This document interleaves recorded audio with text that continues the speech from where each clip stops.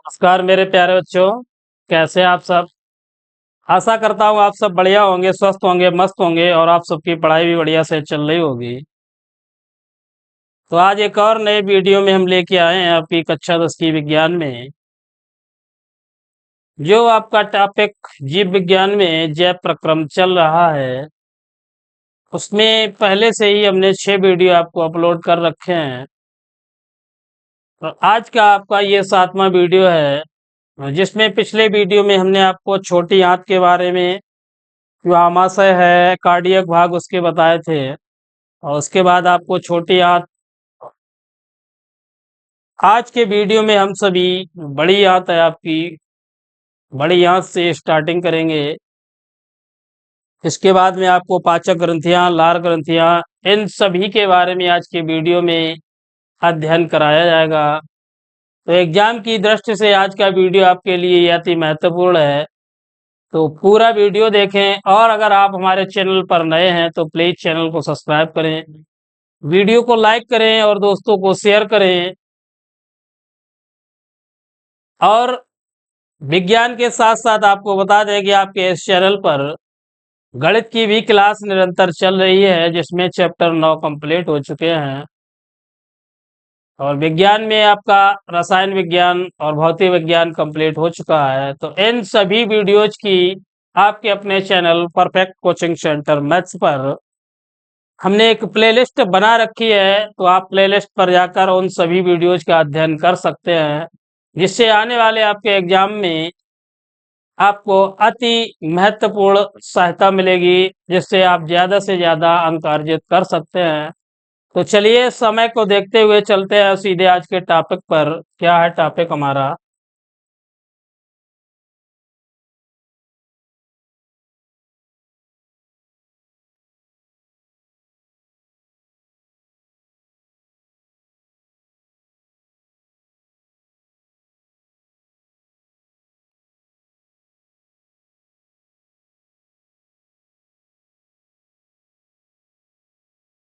देख रहे हैं स्क्रीन पे बड़ी आंत या बृहदांत्र, लार्ज इंटेस्टाइन। तो जो बड़ी आंत है आपकी, यह आहार नाल का अंतिम भाग है। जो आहार नाल है हमारी, उसका अंतिम भाग है बड़ी आंत।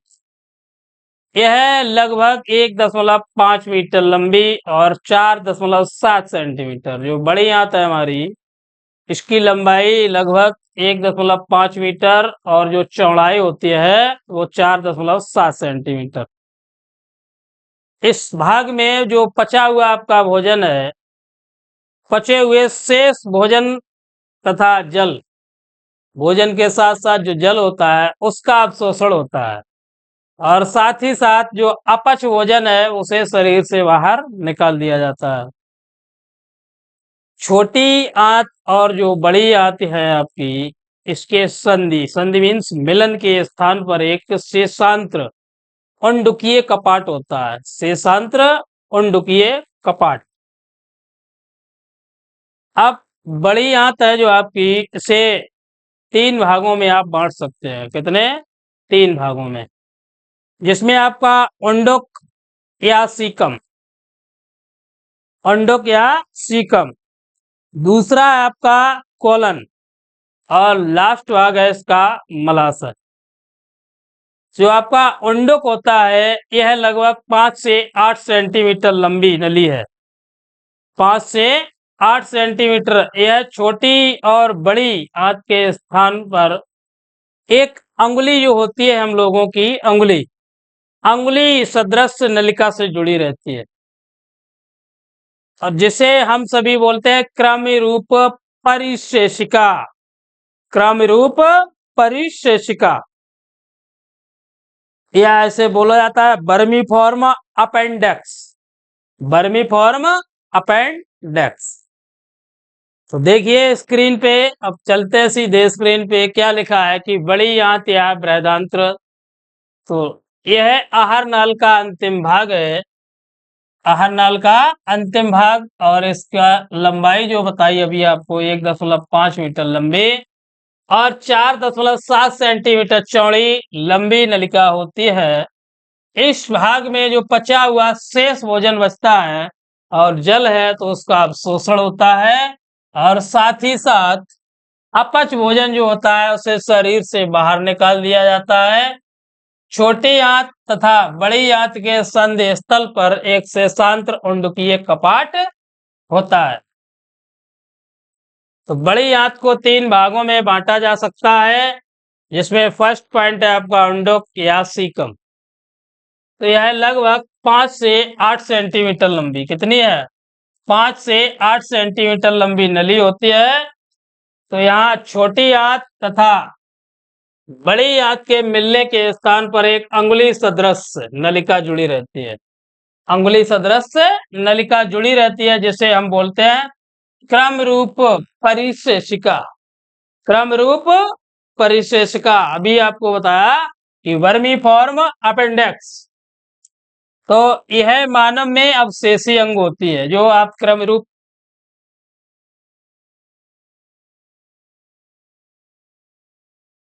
रूप परिशेषिका देख रहे हैं।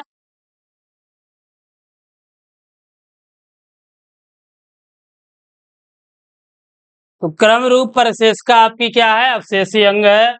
कभी कभी इस परिशेषिका में भोजन के कण पहुंच जाते हैं। जो आपकी अपेंडेक्स है, इसमें जब भोजन के कण पहुंच जाते हैं तो जिनके सड़ने पर इसमें क्या होता है? सूजन आती है। क्या हो जाता है? सूजन आती है, और व्यक्ति अपेंडेसाइटिस रोग से ग्रसित हो जाता है। कौन सा रोग है? अपेंडेसाइटिस। अब अगला भाग जो आपका है वो है कोलन। तो यह जो कोलन है आपका उल्टे यू, जो एक अल्फाबेटिकल हमारा यू है, उल्टे यू के आकार की नलिका होती है, जो 1.3 मीटर लंबी होती है, जिसे हम 4 खंडों में विभाजित कर सकते हैं। और जो कोलन है उसके 4 खंड है। पहला खंड है आपका आरोही खंड, अनुप्रस्थ खंड, अवरोही खंड, सिग्माइड बोला जाता है। और जो आपका कोलन है वो जगह जगह फूला रहता है, और ये फूला हुआ भाग बोला जाता है आस्ट्रा। क्या बोला जाएगा? आस्ट्रा। तो फूले हुए भाग को हम बोलते हैं आस्ट्रा। चलिए, आज का जो नेक्स्ट टॉपिक है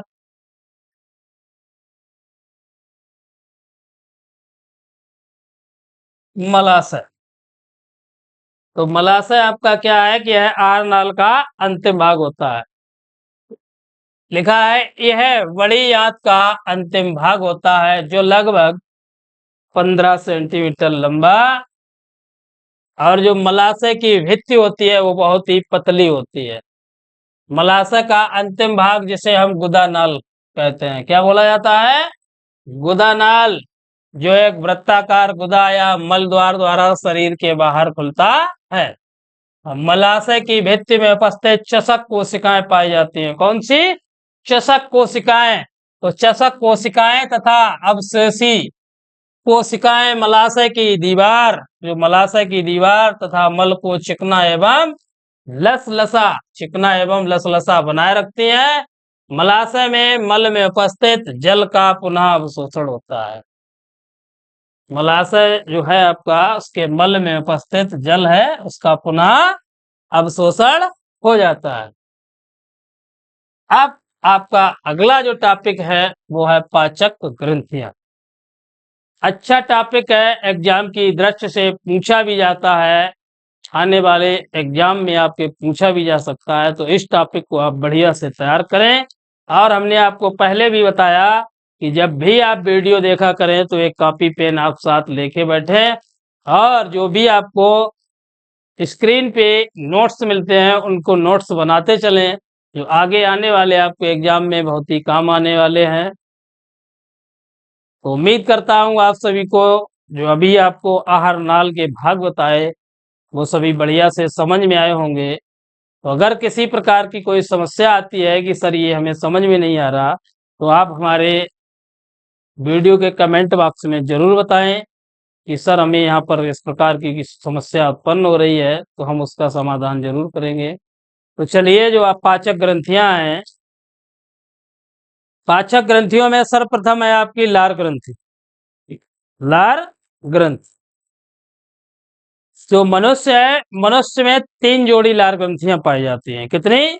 3 जोड़ी, जो प्रतिदिन लगभग 1.5 लीटर, कितना? 1.5 लीटर, 1.5 लीटर लार का स्रावण करते हैं।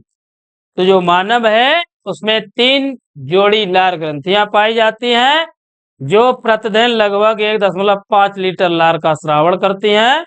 ये निम्न प्रकार की होती हैं, जिसमें आपका नंबर 1 है कर्णपूर्व ग्रंथि, नंबर 2 है अधोहन ग्रंथि और लास्ट में नंबर 3 पे आपका अधोजीवा ग्रंथि। तो जो कर्णपूर्व ग्रंथियां आपकी ये चेहरे के दोनों पार्श्व भागों में पीछे की ओर स्थित होती हैं, और ये स्टेंसन्स की नलिका है, उसके द्वारा हमारी जो मुख गुहिका है, मुख गुहिका में खुलती हैं। तो देखिए लिखा है लार ग्रंथियां कि मनुष्य में निम्न 3 जोड़ी, गलत लिख गया है, 3 जोड़ी लार ग्रंथियां पाई जाती हैं, जो प्रतिदिन लगभग 1.5 लीटर लार का श्रावण करती हैं। ये आपकी निम्न प्रकार की होती हैं। नंबर 1 लिखा है आपका कर्णपूर्व ग्रंथियां। तो ये चेहरे के दोनों पार्श्व भागों में कान और कपोलों के पीछे स्थित होती हैं। ये स्टेंसन्स की नलिका के द्वारा मुख गुहिका में खुलती हैं। और जो लार है आपकी, लार में श्लेष्म, लाइसोजाइम तथा टाइलिन, श्लेष्म, लाइसोजाइम तथा टाइलिन, यहाँ से एक बहुविकल्पीय क्वेश्चन पूछा जाता है कि लार में कौन सा एंजाइम पाया जाता है। तो ध्यान रखना है, श्लेष्म, लाइसोजाइम और टाइलिन नामक एंजाइम होता है, जो मंड को पचाने में सहायक होता है। किसे? मंड को पचाने में सहायक होता है। ये सबसे बड़ी लार ग्रंथियां होती हैं। कौन सी? जो आपकी कर्णपूर्व ग्रंथियां हैं, ये सबसे बड़ी लार ग्रंथियां होती हैं। और लार में पाया जाने वाला एंजाइम आपको ध्यान रखना है, कौन सा होता है? टाइलिन। नेक्स्ट नंबर 2 पे है आपकी अधोहन ग्रंथियां। तो ये निचले जबड़े के पश्च भाग में स्थित होती हैं। कहाँ पे? निचले जबड़े के पश्च भाग में स्थित होती हैं। ये ग्रंथियां निचले कृंतक दांतों के पास वाल्टन्स नलिकाओं द्वारा जीवा के नीचे खुलती हैं। वाल्टन्स नलिकाओं के द्वारा जीभ के नीचे खुलती हैं। तो जो अधोहन ग्रंथियां हैं, ये निचले जबड़े के पश्च भाग में स्थित होती हैं। ये ग्रंथियां निचले कृंतक दांतों के पास वाल्टन्स नलिकाओं द्वारा जीभ के नीचे खुलती हैं। नेक्स्ट है आपका अधोजीवा ग्रंथियां। तो ये जीभ के ठीक नीचे स्थित छोटी व सकरी ग्रंथियां हैं। ये कई महीन रिबनस या वार्थोलेन की नलिकाओं द्वारा मुख गुहिका के फर्श पर आकर खुलती है। तो मुख गुहिका का फर्श आपको बताया था क्या है? जीभ। तो मुख गुहिका के फर्श पर आकर खुलती हैं। लार में उपस्थित एमाइलेज या टाइलिन एंजाइम मंड को शर्करा में परिवर्तित कर जो मंड है आपका, उसे किसमें परिवर्तित करता है? शर्करा में। और शर्करा का क्या काम है कि जो भोजन को मीठा बनाता है। क्या करेगा? भोजन को मीठा बनाता है। तो वही लिखा है कि एंजाइम मंड को शर्करा में परिवर्तित कर भोजन को मीठा बनाता है, जबकि लाइसोजाइम प्रतिजीवाणु कारक होता है। क्या होता है? प्रतिजीवाणु कारक। जो लाइसोजाइम है आपका, वो कैसा है? प्रतिजीवाणु कारक होता है। तो उम्मीद करता हूं आप सभी को ये लार ग्रंथियां अच्छे से समझ में आई होंगी। अगर किसी प्रकार की कोई दिक्कत है तो कमेंट बॉक्स में जरूर बताएं। चलिए नेक्स्ट टॉपिक। ये रही आपकी, देखिए ग्रंथियां, जो लार ग्रंथियां हैं। ये आपकी मुख गुहिका, ये रही जीभ। ये है जीभ आपकी, ये है मुख गुहिका। आप वाल्टन की नलिका देखिए, ये है आपकी वाल्टन की नलिका। और जो अधोहन ग्रंथियां हैं, अभी आपको बताया, ये अधोहन ग्रंथियां हैं। और ये कर्णपूर कान और कपोलों के बीच स्थित है कर्णपूर ग्रंथियां। और स्टेशन की नलिका, स्टेशन, ये रही आपकी स्टेशन की नलिका। और जो तीसरे पॉइंट है अधोजीवा, तो अधोजीवा ग्रंथियां ये है आपकी। और मासल ग्रंथि ये रही आपकी जीभ, और जीभ तो समझ में आ रही सभी को। तो ये है आपकी कर्णपूर ग्रंथियां, अधोवन ग्रंथियां और अधोजीवा ग्रंथियां। तो उम्मीद करता हूं आपको चित्र से भी और बढ़िया से समझ में आया होगा। चलिए नेक्स्ट टॉपिक।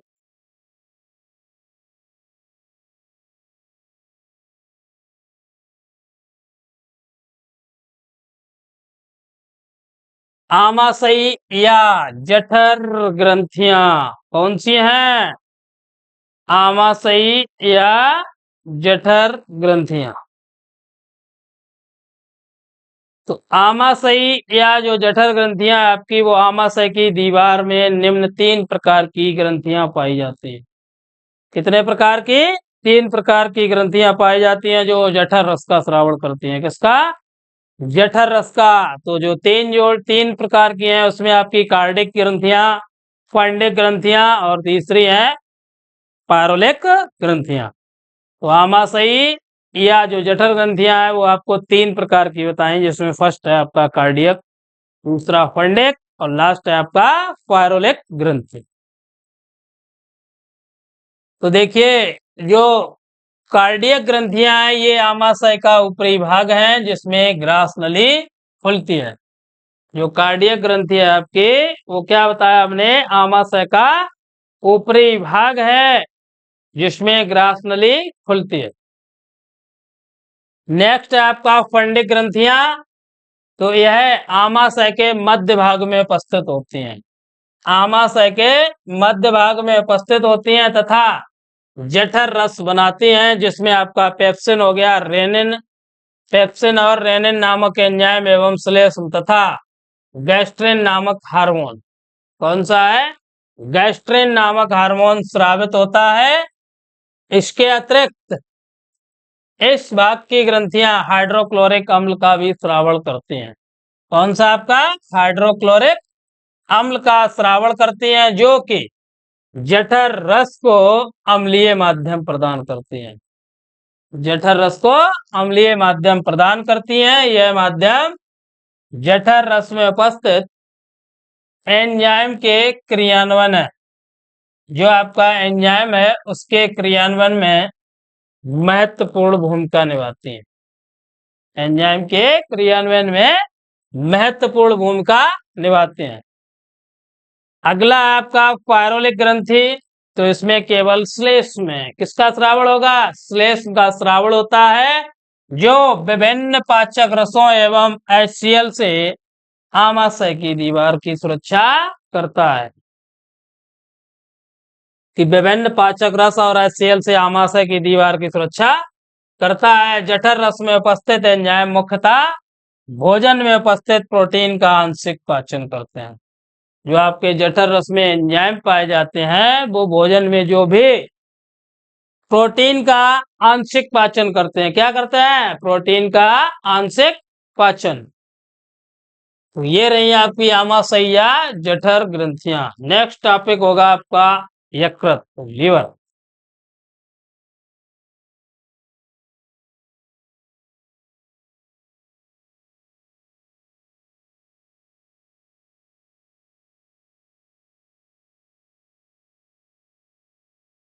पहले लीवर का आप चित्र देखिए।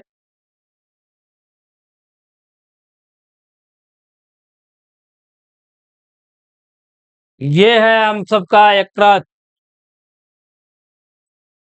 लिखा है दाएं यकृत नलिका। ये है यकृत आपका, देख रहे हैं आप सभी।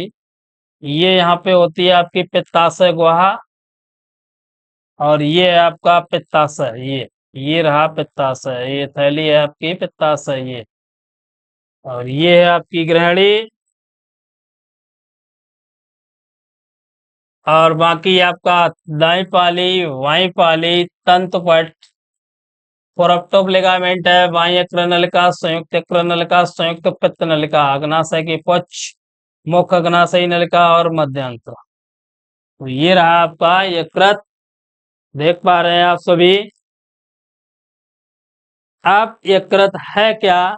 तो यकृत को आपको बता दें कि यह मानव शरीर की सबसे बड़ी ग्रंथि, जो मानव शरीर है उसकी सबसे बड़ी ग्रंथि एवं अंग होता है। तो यकृत जो है हमारा वो मानव शरीर की सबसे बड़ी ग्रंथि एवं अंग है। इसका भार लगभग 1500 ग्राम, 1.5 किलोग्राम या 1500 ग्राम होता है। तो यकृत ने बताया आपको कि मानव शरीर की सबसे बड़ी ग्रंथि एवं अंग। तो यहाँ से आपको एक क्वेश्चन बन जाता है विकल्पिक रूप में, ऑब्जेक्टिव टाइप क्वेश्चन, कि मानव शरीर की सबसे बड़ी ग्रंथि का नाम बताइए। तो ध्यान रखना क्या है, यकृत। यदि यकृत का भार पूछ लिया जाता है तो हमें बताना है 1500 ग्राम, या किलोग्राम में दे रखा हो तो 1.5 किलोग्राम। अब जो यकृत है हमारा वो उदर गुहा में डायाफ्राम के नीचे तथा आमाशय के ऊपर, जो डायाफ्राम है उसके नीचे और आमाशय के ऊपर स्थित होता है। और जो मानव यकृत है वह कितनी पालियों में? 3 पालियों में बटा होता है। कितनी? 3 पालियों में बटा होता है। तो चलिए देखते हैं, सीधे अब बोर्ड पे चलते हैं।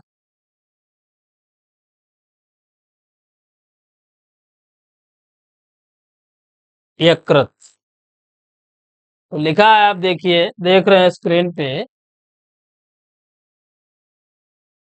कि यह मानव शरीर की सबसे बड़ी ग्रंथि एवं अंग है। सबसे बड़ी ग्रंथि एवं अंग है। इसका भार लगभग 1500 ग्राम होता है। यह उदर गुहा में डायाफ्राम के नीचे तथा आमाशय के ऊपर स्थित होती है। मानव के यकृत में 3 पालियां होती हैं। कितनी? 3। यकृत के पिंड अनेक बहुभुजीय पिंडकों से बने होते हैं। इन्हें गिल्सन संपुट कहते हैं। क्या नाम है? गिल्सन संपुट। इन पिंडकों में यकृत कोशिकाओं का निर्माण होता है। जो पिंडक है आपके, इसी में क्या होगा? यकृत कोशिकाओं का निर्माण होता है, जिसमें पित्रस, ये इंपॉर्टेंट है आपका, जिससे पित्रस स्रावित होता है। यह जो पित्रस है यकृत के निकट, जो थैली नुमा संरचना अभी आपको चित्र में समझाई हमने, पित्ताशय। तो जो पित्रस है आपका वो किसमें एकत्रित होता है? पित्ताशय में। ध्यान रखना है, पित्रस पित्ताशय में इकट्ठा होता है। ठीक है, जिसे हम गाल ब्लैडर जानते हैं। क्या जानते हैं? क्या नाम? Gall bladder. तो जो आपका पित्रस है वो पित्ताशय में इकट्ठा होता है। वाइल जूस जिसे बोलते हैं पित्रस, ये हमारे गॉल ब्लैडर में इकट्ठा होता है। इसमें पाचक एंजाइम नहीं होते हैं, किंतु ये वसा के पाचन में सहायक होता है। इसके पाचन में, वसा के पाचन में सहायक होता है। यकृत मानव शरीर में अति महत्वपूर्ण ग्रंथि है। यकृत जो है आपकी वो मानव शरीर में अति महत्वपूर्ण ग्रंथि होती है। यह मानव में पाचन के अतिरिक्त बहुत सारे अति महत्वपूर्ण कार्य करता है, जो निम्न है। नंबर 1 है आपका पित्तरस का श्रावण। तो पित्तरस का श्रावण देखिए, आमाशयिक रस के अम्ल को प्रभावहीन करने के लिए, जो आमाशय में रस बनते हैं उनके प्रभाव को प्रभावहीन करने के लिए पित्तरस बनता है, जो भोजन को क्षारीय माध्यम देता है। कौन सा? क्षारीय। अम्ल से किसमें ले जाएगा? क्षारीय माध्यम देता है। साथ ही वसा का इमल्सीकरण होता है, जो भोजन को सड़ने से भी बचाता है तथा हानिकारक जीवाणुओं से रक्षा करता है। हानिकारक जीवाणुओं से रक्षा करता है। अगला है आपका हेपैरिन। तो यकृत कोशिकाएं हेपैरिन नामक प्रतिस्कंदक पदार्थ का श्रावण करते हैं। कौन सा? हेपैरिन नामक प्रतिस्कंदक। यहाँ से एक बहुविकल्पीय क्वेश्चन बन जाता है। तो यकृत कोशिकाएं, ध्यान रखना है, हेपैरिन नामक प्रतिस्कंदक पदार्थ का श्रावण करती हैं, जो रुधिर वाहिनियों में रुधिर को जमने से रोकता है। रुधिर वाहिनियों में रुधिर को जमने से रोकता है। तो ये है आपके यकृत। इसके बाद में हम आपको बताएंगे हेपैरिन ग्लाइकोजन का संचय। तो अब चलिए नेक्स्ट टॉपिक आगे बढ़ाते हैं। पहले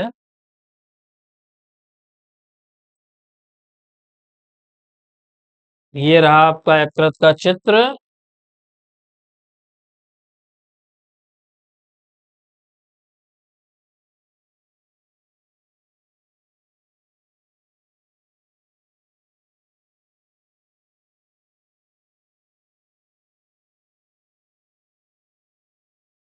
चलिए, चित्र तो अभी आपको समझाया था हमने।